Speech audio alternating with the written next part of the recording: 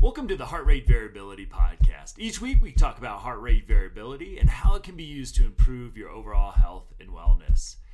Please consider the information in this podcast for your informational use and not medical advice. Please see your medical provider to apply any of the strategies outlined in this episode. Heart Rate Variability Podcast is a production of Optimal LLC and Optimal HRV. Check us out at optimalhrv.com. Please enjoy the show. Welcome, friends, to the Heart Rate Variability Podcast. I am Matt, and I'm here today with Bas, who gave me that gift of not trying to pronounce his whole name, so I want to thank him right off the bat for that. I came across his work around readiness, and it's such an important topic, and one we haven't touched on nearly, I think, enough in our podcast. So when I saw his work, his research with the group that he was working with, I just I got to talk to this guy, dive into this research, because I think we throw around the term pretty loosely in the HRV field. And I like to get really scientific with Bas. So Bas, can you just give a quick introduction of yourself and maybe just kind of how you came to heart rate variability? Yeah, sure. So I'm a PhD researcher at Maastricht University, Department of Nutrition and Movement Sciences. So that's in the Netherlands for those who don't know. And I'm an athlete myself also, in addition to the research. And I guess it's motivated the whole study a bit by just being an athlete and also my background as a coach and also just as a researcher. Because both as a coach and athlete and as a researcher, one of the things that is just very interesting indeed is just to see what should we be doing today for training? Like how intense should it be? What Yes. should the volume be ideally? Should I train at all actually, or should I better take a day off? So the whole concept of defining and measuring readiness, of course, then is very important because that might provide us some clue, like can we train? And if so, how hard should we be training? What volume? And one of the things we potentially might be measuring there is heart rate variability. So traditionally that has been done in resting conditions to get some idea. But more recently, it has also been done during exercise. And that might, there's not a lot of data there, but potentially be even more sensitive. And especially with the detrended fluctuation analysis of heart rate variabilities, just like sounds very complex. Just for those who are listening, just one way to analyze heart rate variability data. So yeah, just another metric essentially that we might derive from the heart rate variability that might give us some clue into training readiness. So perhaps I'll just leave for there for now and leave you to Yeah, comment. because I love this topic because as an athlete myself, many, I can say decades ago at this point, I was when I was an athlete, you just pushed yourself literally to, if you didn't vomit, you weren't working hard enough. Like that was sort of the mentality, whether you threw up or not. The coach would like it if you went over the trash can and pretended there was like that, and you got up the next day at 5 a.m. and you did it all over again. And there was, it would have been a total different experience. Probably not just, I would probably have performed better when I needed to, but I probably would have enjoyed my sport a lot more if I actually was in a healthy spot to engage in my sport. And so I would just love, maybe we can start out by talking about that, the metrics, your study that I found in the AAPB journal. Kind of maybe walk us through, your study, your protocol, because it is a little bit different from the resting that were maybe typical. And then I'd love to get practical about how you use this as a coach as well. Yeah, okay, clear. So what we did in the study is we measured a few just recreational athletes essentially, and they came to the lab twice. I think there was about a week between two of the measurements. And what they did in each of the measurements is they went on the treadmill, then they performed first a bout of exercise, a very low intensity exercise, about, let's say it was about 10 kilometers per hour on average for these individuals, so below their first ventilatory threshold. And then they, after like a 5 minutes of running at that exercise intensity, we slowly started to increase the speed of the treadmill to perform a so-called VO2 max test until exhaustion. And right after that first ramp, we did another ramp to have them also being really fatigued. And that's exactly what we also repeated on the second day. So we published two studies from those experiments. So the first one is where we looked at between session reliability of heart rate variability metrics and also of the VO2 and just heart rate in general to have some comparison like how accurate is our heart rate variability metric compared to other metrics that we could be measuring, at least in a lab Yeah. setting. And in another study, we also looked at the agreement between the detrended fluctuation analysis of heart rate variability, and then if you use that to analyze the first ventilatory threshold, how well does it agree with what we can measure with the gas exchange data in a non-fatigue condition, so during the first ramp, and also when we are fatigued, so during the second ramp. So that's the sort of two studies that we've been doing there. I feel like there's a semester long course to unpack there. That is so really interesting, like everything that you're looking at. So I just can't hold back. What were some of the things? What are some of the findings? And again, maybe with that, if we've got maybe the weekend warrior, but maybe an athlete who wants to use heart rate variability, what are some maybe some tangible things coming away? So let's talk about maybe the findings first before I get real practical about how I can how I can implement this in my own life. So what were some of the findings that you came with? I will start there with the study that's not directly related to the readiness, but I think that will eventually lead us to the readiness study. Awesome.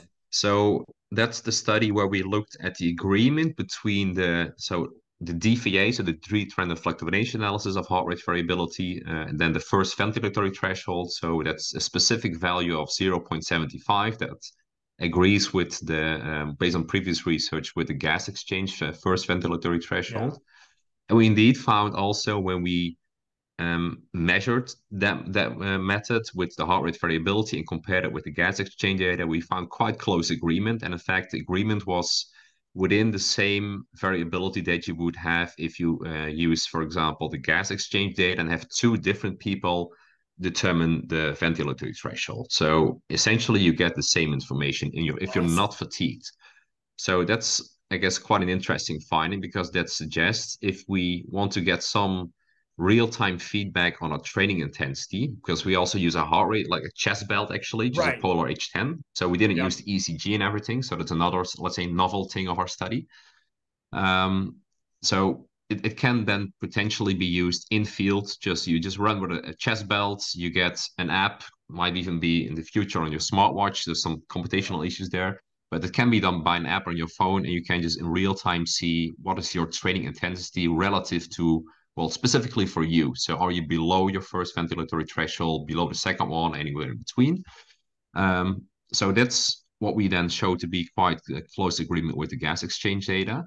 But this is also where the interesting part of the study comes in. There have been a few studies that also found this, but they all investigated this in non-fatigue conditions. And that's where the second ramp comes in. So remember, we had the participants perform a first ramp until VO2 max, so increased speed until they were exhausted. We gave Yep. them a short rest period, just from the top of my head again, 5 minutes. And then we performed the second ramp. So they were still fatigued from the prior ramp. And then in the second ramp, we again looked at the agreement between the first ventilatory threshold with the gas exchange data and the heart rate variability.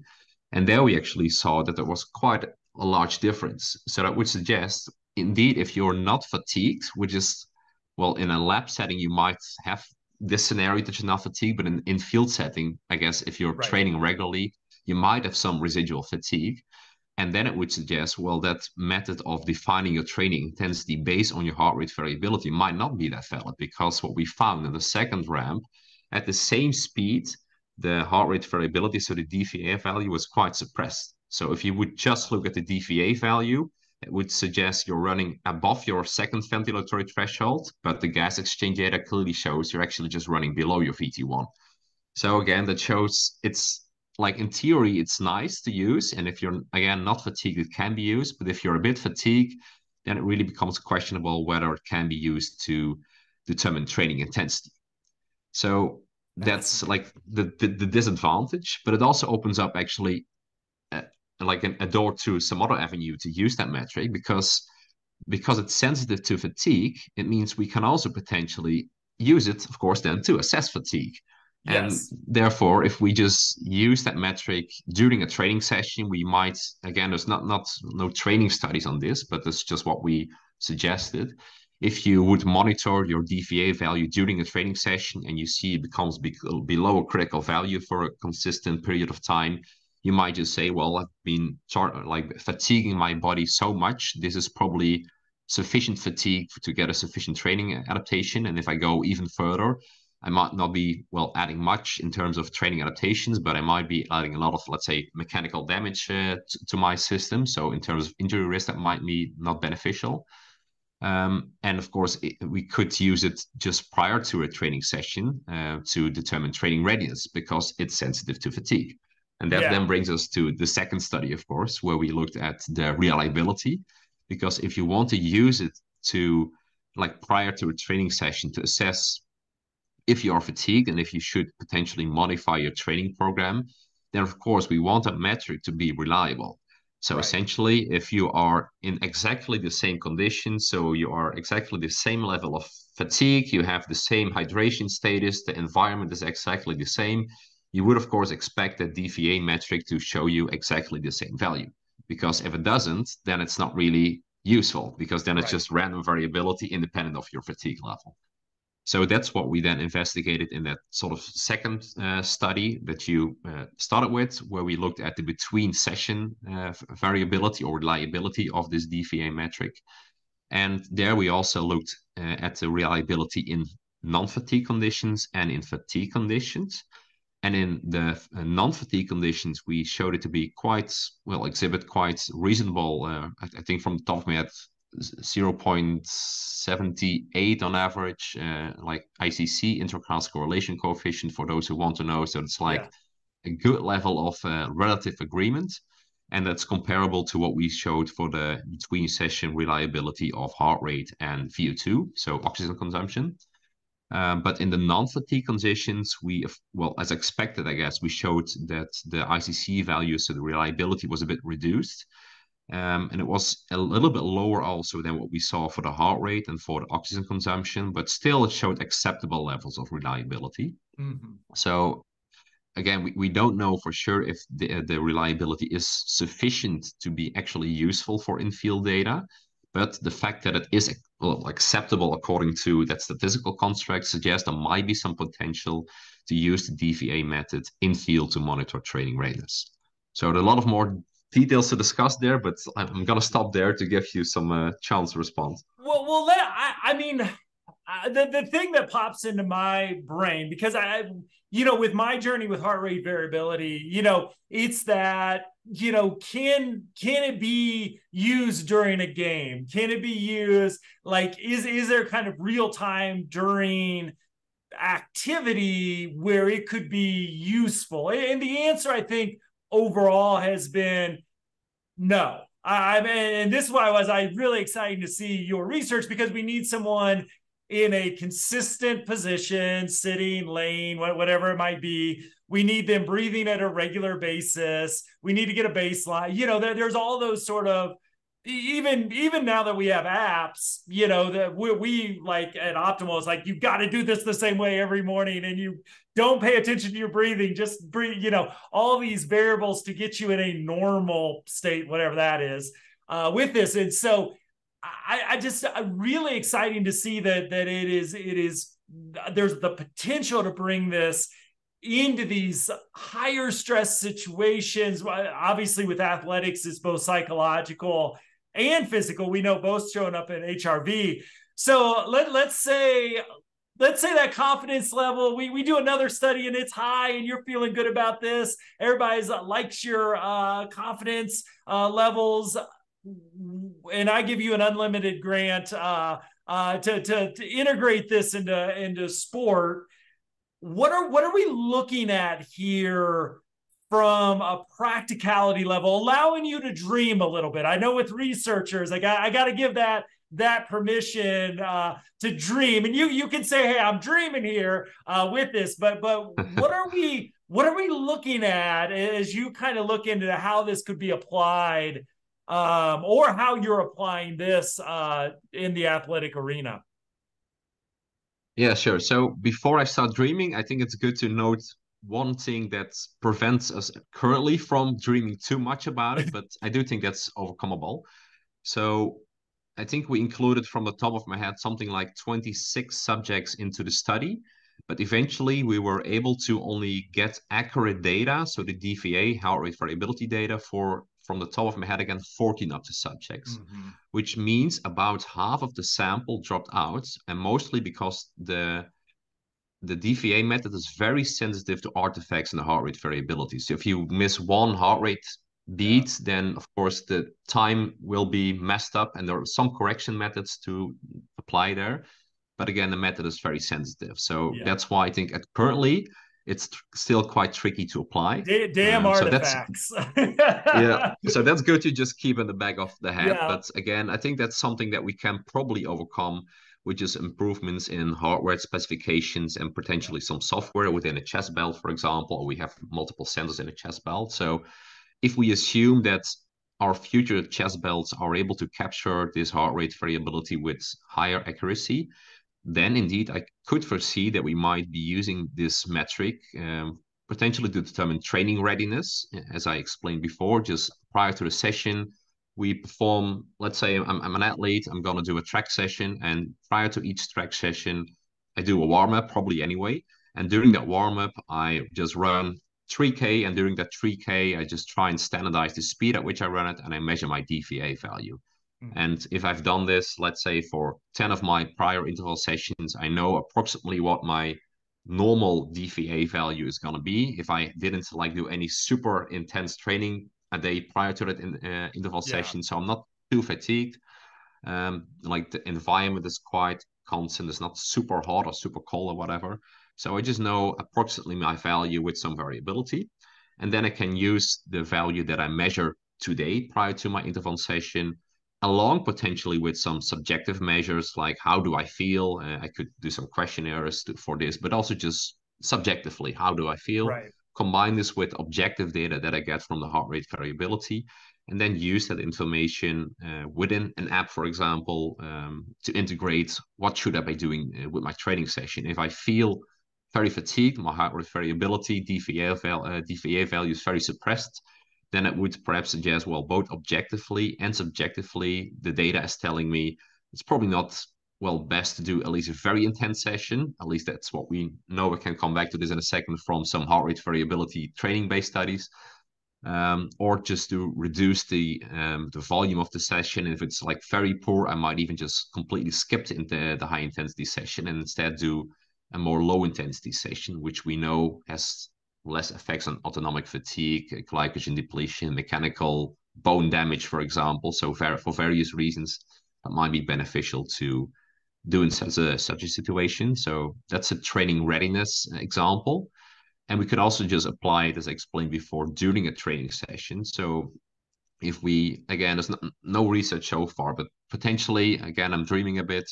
We have done quite a few studies in the future where we just show if you train until your DVA value has dropped until a certain threshold, we see certain training adaptations. But for a group that train even harder, so the DVA value dropped below that value at the end of the training session, we don't see any additional training effects, or they're Yeah. very marginal, but we do see a higher risk of injury, for example, or higher Mm-hmm. overtraining effects.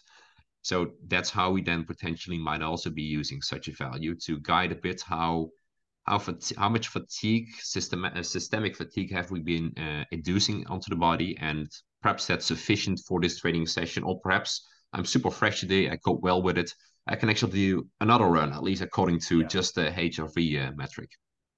And I wonder as you start, because it's one thing for us to nerd out about this and get into this. And, I wonder as you talk to or as you think about, relaying this to coaches or athletes, oftentimes from different generations. So, I think old folks like me, you come in and say, oh, Matt just needs to lay off a little bit because his HRV is not where I just know some people would say, no, we're pushing it today because we push it every day. And we, that mentality, one of the things I think is interesting for folks like us is how do we talk about this to people, not all of which have maybe even heard the term heart rate variability with that. So I'm wondering, like, as you think about communicating this in a practical way, how open are people? How do you get that message across?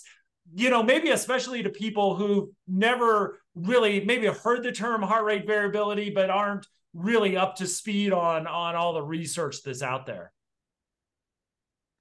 So what we know from the research on, let's say, technology adoption there in both Mm-hmm. users and coaches, is that we see that people that are just starting with running, for example, they typically use, let's say, a very simple watch or app that just tracks Yeah. their distance, for example, and their time and speed. But if they get more interested and more experience into training, then indeed we see they also get interested in using other metrics, such as some kind of biomechanical loading, but also physiological data, such as heart rate variability. And I think that's the group that might be, yeah, interested in such metrics, and especially also, of course, better trained athletes, because they can integrate all of the information they get from different apps, systems, to Yeah. see how intense should I be training. And I think that's also then where I would see the utility of such a metric. So just to combine it with other metrics, such as, again, simply subjective, how are you feeling? And then Mm-hmm. you have some objective data to also tell you what should I be doing. And I think a key advantage potentially is there for coaches also, because if you ask athletes, how do you feel? Some athletes might just say, well, I feel great today, because they want to train, because they Right. think if I train today, I'm going to improve. Yeah. But if then the objective data is telling you, well, actually, this athlete is not really fit, then it might at least give you some extra opportunity to keep questioning, do you really feel fit? And then explain to them, well, if you're really not fit, it might actually be better not to train that hard. It's not going to make any difference in terms of selection for a team at the competition this weekend. So I'm not sure if that answers your question, but I hope that gives some ideas Yeah. on where to apply it as well. Absolutely. And I wonder too, because one of the big, I think, the big messages we try to send is an increased risk of injury. If that's something you often hear in this readiness, especially when it comes to athletes, injury and illness are kind of the mantras that you hear, that if you have a low HRV, that is the risk factors that can happen. And I heard kind of that coming from you as well. So, again, there's science behind injury and illness, even though I think it gets repeated so much, we just kind of throw it out there. One of the questions I don't think a lot of people ask is, okay, let's say my HRV is trash today. I went out drinking last night. I didn't eat. I've eaten a whole bunch of inflammatory foods. Nothing I've done as well. So I show up to practice. My HRV's in the toilet. Uh, Even with that, why am I more at risk potentially for injury? Because I would assume my legs would still work like my legs should work. My butt should still work like my butt works. Like, all those things, maybe cognitively, if I'm like playing basketball or need to be cognitively engaged, I can see why. But like, why is that increase of risk there? Like I said, it's a question I think we all just assume is true without kind of asking experts like you is, okay, how's my leg or other parts get injured just because my heart rate variability is in the toilet today? Yeah, that's a good question. So if we assume again that we have that ideal metric that perfectly reflects fatigue, systemic Yeah. fatigue, then we could argue that indeed heart rate variability then reflects systemic fatigue. And if we have systemic fatigue, that means we know from some research that, for example, if you have fatigue due to sleep deprivation, that reaction time decreases. Yeah. We also know that muscle, well, especially rapid force development and muscles, also tend to decrease when you're fatigued. And there are several mechanisms by which that could increase injury risk. So if we look at, let's say, distance running, if you have muscles that are fatigued, the muscles for some lower limb segments, for example, this is getting a bit more into the biomechanics, but if you run, you have certain forces acting on your bones, on your tendons. And let's Mm-hmm. take bones as the example. There you have so-called bending moments on, for example, the tibia. So essentially it means that your bone, each time you hit the ground, it's being bent a little bit. And Yeah. we know that this bending force causes just a little bit of micro damage. And it's Mm, not a problem, but if you just right. keep running, if you do a marathon, you have quite a lot of damage accumulated. And if you do that the Yeah. next day, more damage. Now, what's the important part there is that muscles can actually counteract a part of these bending forces. So, but if your muscles are fatigued, then of course that means these bending forces will be greater because we have Okay. less of the muscle forces contributing to the other direction. And then that's what, like, one of the, let's say, more mechanical reasons why fatigue might increase injury risk. And then it could be other factors, like I explained before, this reaction time, which might be a bit more relevant in, let's say, high intensity sports situations, agility, where you're quickly changing direction. Yeah. Not a mechanism if you have eaten, let's say, bad food quality, so you haven't really refilled your glycogen storages. There is also some research that if you then exercise the day after, you have higher turnover of bone damage markers. So again, suggests that you're inducing in some way more damage to your bones. So that just various reasons, both, let's say, mechanical and physiological, that can explain why fatigue in general, and that might then be reflected by the heart rate variability, can increase your injury risk if you're exercising, especially high intensity when you're fatigued. Awesome. So let me throw out a just a scenario here that, so I kind of even though I have an athletic background, I came to heart rate variability through the mental health space, as a measure of that sort of fatigue.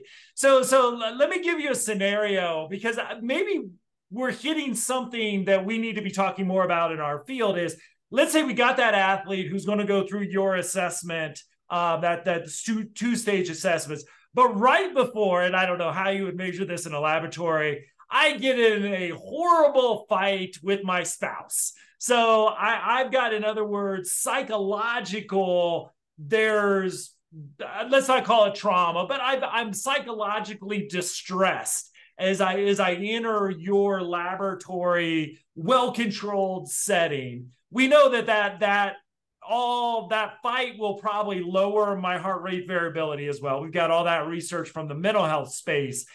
Are we, and I'm going to make a jump from your research, because just for the audience, I'm not saying you're saying this.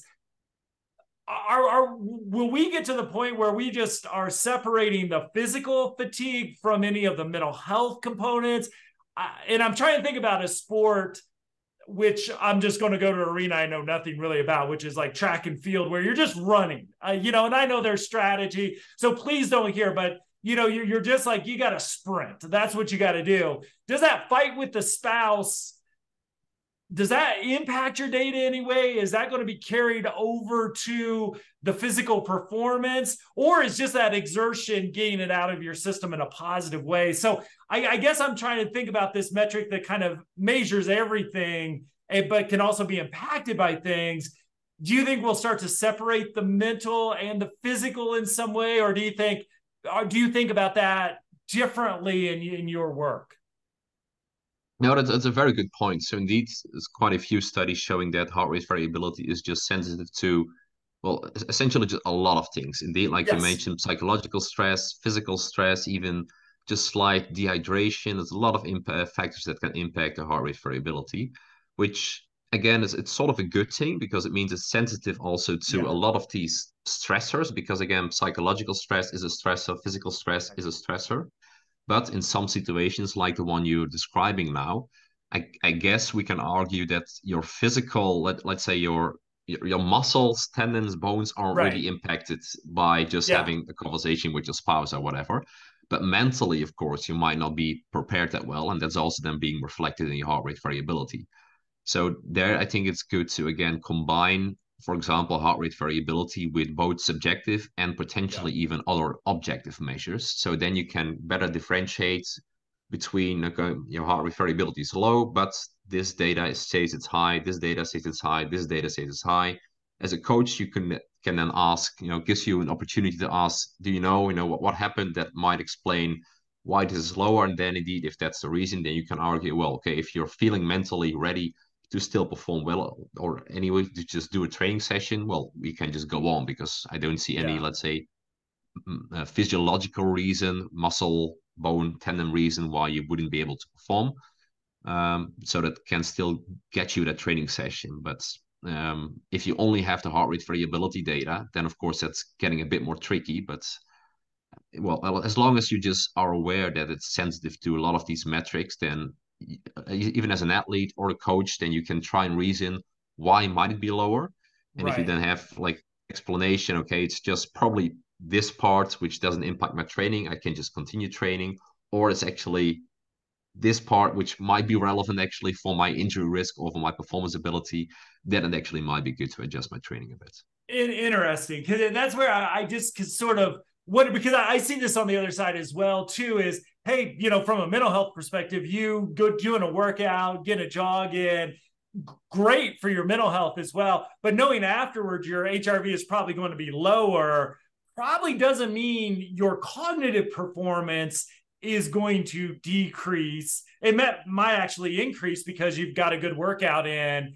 So it's those tricky gray areas with heart rate variability that I think your work and others are really like, okay, what exactly are we measuring? How do we support this with those subjective measures as well? Because there's the limitation of, I think, whether I'm doing it for mental health or you're doing it more for athletic performance, that there are all these variables that come in, which is a good thing. But again, we've got to Yeah. kind of at least sparse those a little bit in some ways, which I think is the tricky thing that a watch might not be able to always do for you, even if that watch is getting really good as we go on. Yeah, absolutely. I guess the key is with whatever data you're collecting, you still have to give context to the data, and the Yes. context is king essentially. So that lets you know, well, is this good? Is this expected? If not, can I explain it? And what does that mean for my training? Or can I train? Shouldn't I train? Adjust intensity, Yeah. volume, etc.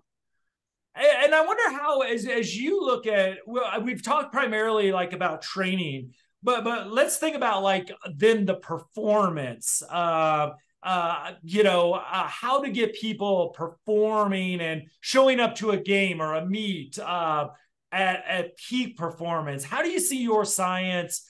Obviously, training is going to be a big part of that, but leading up to that a peak performance event? How can we start to use some of the great data that you're collecting to help ensure that, hey, on Thursday, I need, on Monday, I need to train well. On Thursday, I need to be my best self. How do you start to utilize some of this great work that you're doing to help me show up in my best state for the game that I have or the meet that I have on Thursday? Yeah, that's another interesting question. So I guess there are two parts to it. We could use again the heart rate variability prior to the session on Monday just to see how well or like how intense should that session be. Yeah. And we might then adjust the training intensity a little bit. And again, there is some research also, at least when heart rate variability is measured in resting conditions, that if you compare it to just doing training as planned, then doing training based on heart rate variability tends to increase certain measures of the performance and physiological outcomes. So that's one way in which we might use it. Again, as I explained before, a second way could, at least in the future, be to just see how intense, how far should we be going during that session on Monday. So should we get the DVA value all the way to the bottom, or should we say, well, we have a race on Thursday, so actually I want to stop at a certain level of systemic fatigue Yeah. because I don't want to fatigue myself too much. And then how you could use it potentially during the days after is there is some work again measured with resting heart rate variability, just case study, so it's not really strong.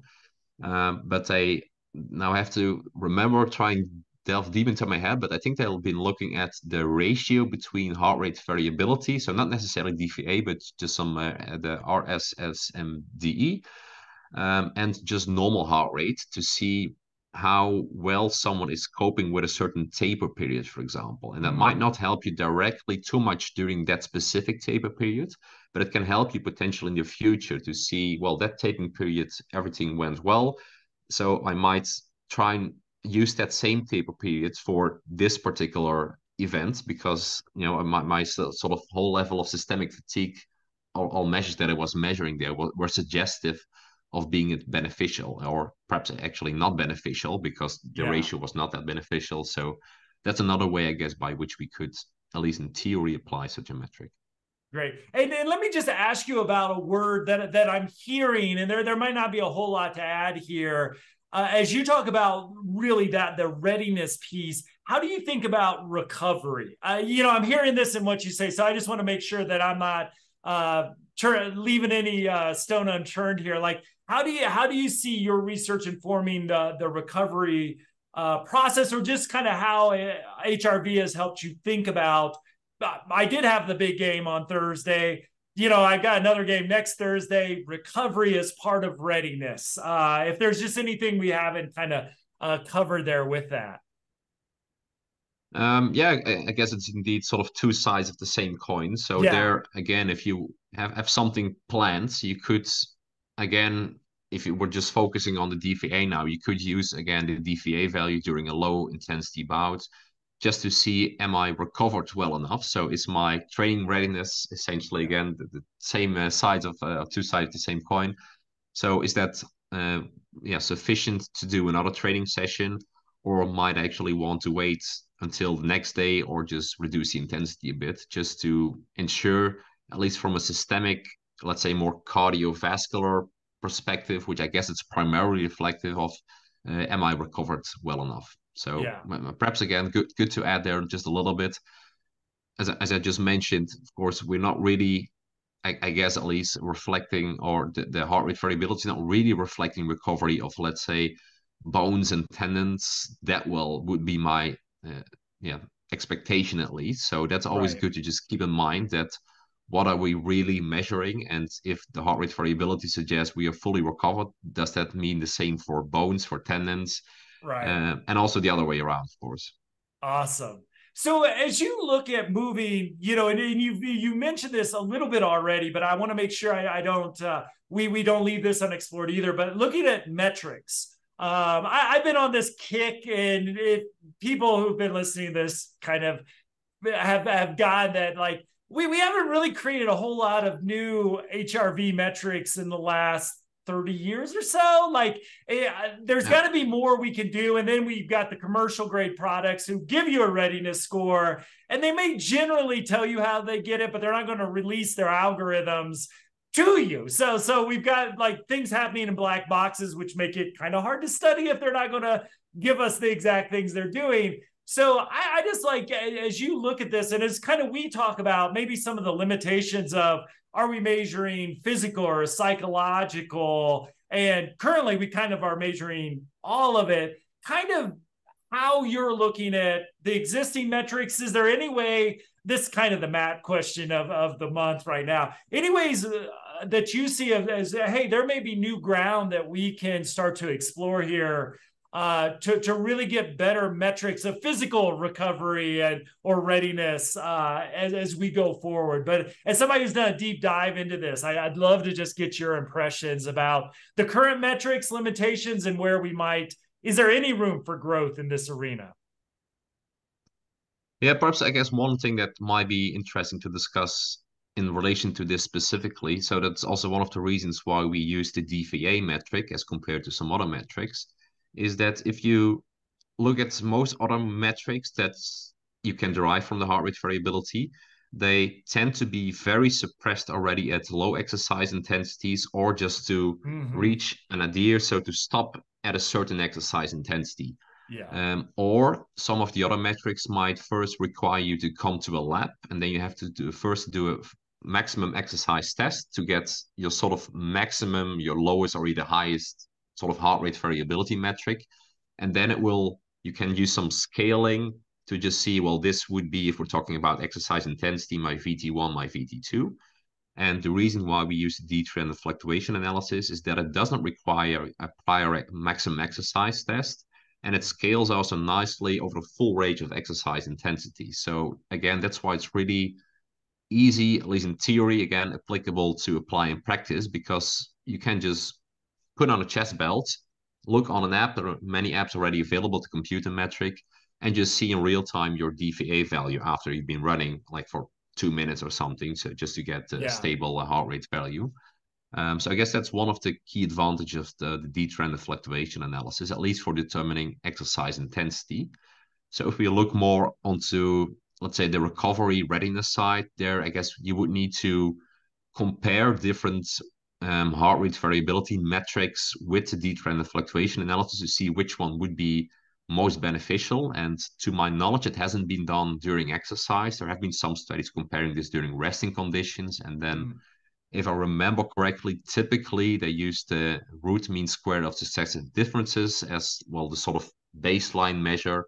And that Yeah. seems to be quite reflective of exercise readiness recovery there. But I wouldn't be able to say based on the current data if that's the same, if that would be better than detrended fluctuation analysis during exercise, if the other one would be better. I guess we really need a study to just answer that question, unfortunately.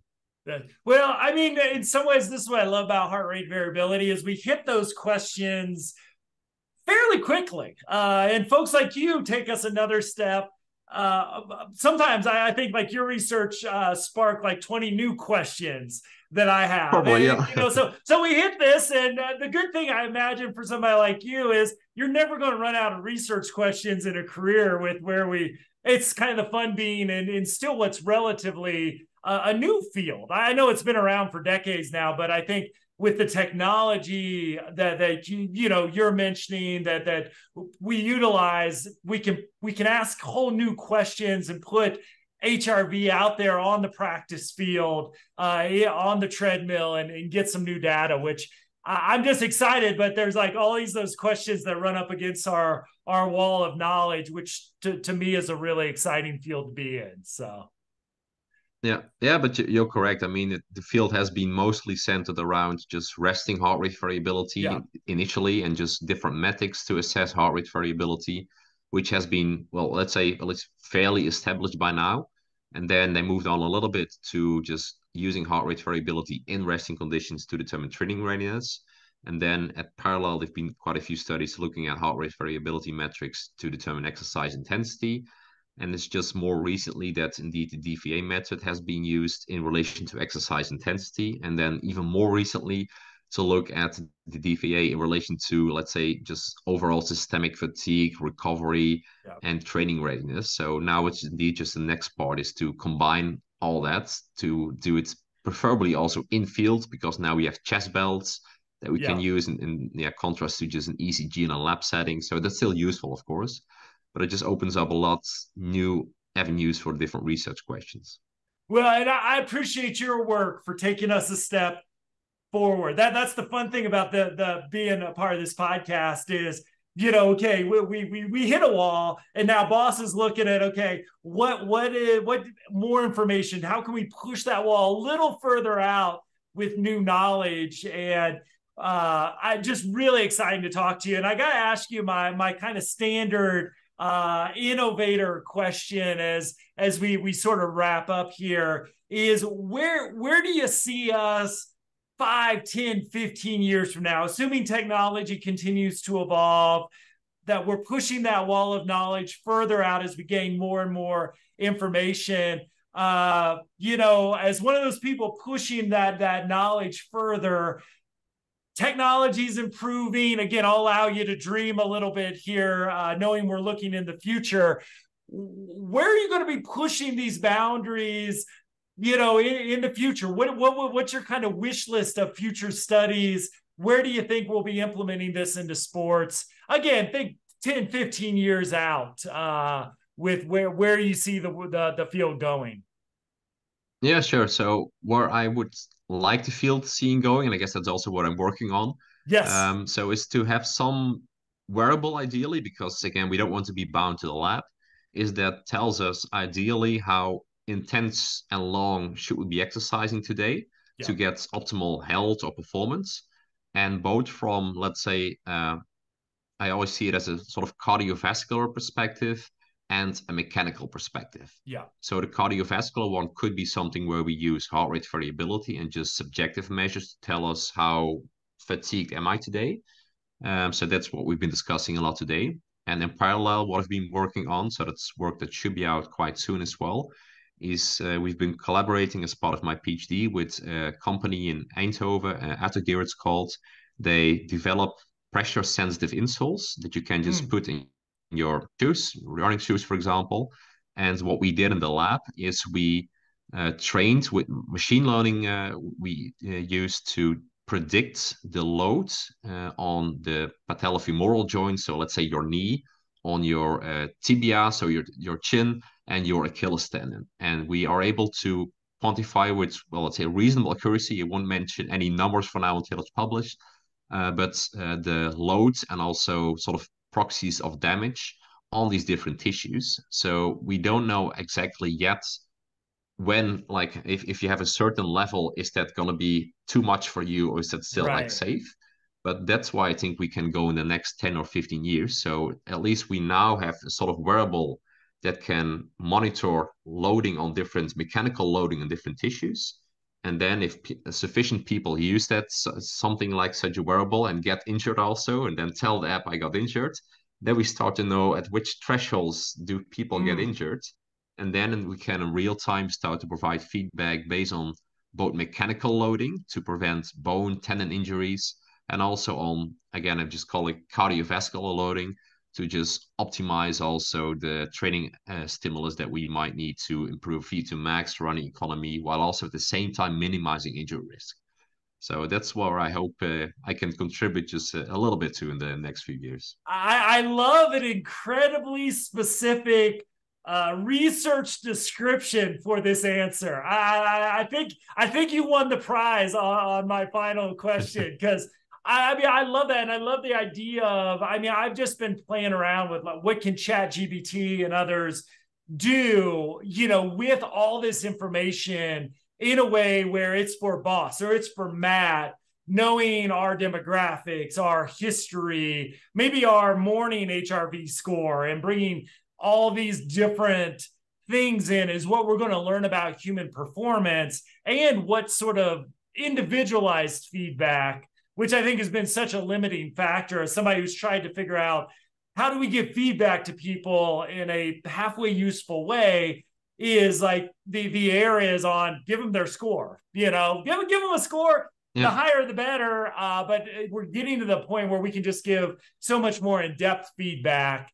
And I love that, like, what you're doing with those insoles is so exciting, because that just gives you that other huge data point to work with as well, which is really fascinating. Yeah, I also like integrating all these different fields essentially. So it's nice to be in the position where I am currently. Awesome. Well, I'm going to leave you an open invitation when you do get published on that next piece of research. Love to have you back on the show and talk about your insights that you've gained from that, and hope to continue to have you back over the years to keep an eye, because again, like I said, it's just so fun to talk with people that are pushing that knowledge and just how we use heart rate variability and expanding that, and asking some of these really, again, questions that hit us back up against that wall of where hopefully our knowledge will expand in the future. So I just want to thank you for your work, and just an open invitation to come back and continue to share your research as you progress as well. Will do though, for sure. Awesome. Well, as always, we will put information about Bas in the show notes at optimalhrv.com. Bas, thank you so much for joining us, and really fascinated when I read the article, and I'm going to be obsessing about this conversation for weeks to come. So thank you for my current obsession. I really appreciate you and your work. Yeah, thanks a lot for the invite.